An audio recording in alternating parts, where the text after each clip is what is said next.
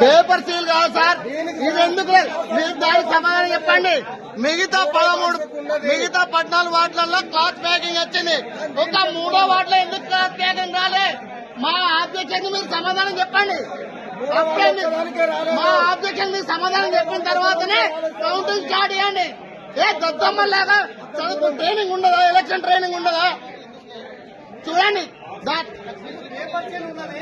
Paper seal తో సంబంధం లేదు. అక్కడ క్లాత్ ప్యాకింగ్ దానికి కూడా ఉంటుంది. చూడండి, క్లాత్ ప్యాకింగ్ దానికి కూడా ఉంది, క్లాత్ ప్యాకింగ్ చూడండి.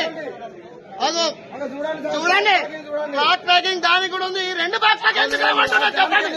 ఈ 2 బాక్స్లకు ఎందుకు క్లాత్ ప్యాకింగ్ ఉండదు? ఎందుకుండదు సార్ తేడా? మరి దీనికి ఎందుకు చేయలేదు అంటున్నాం మేము.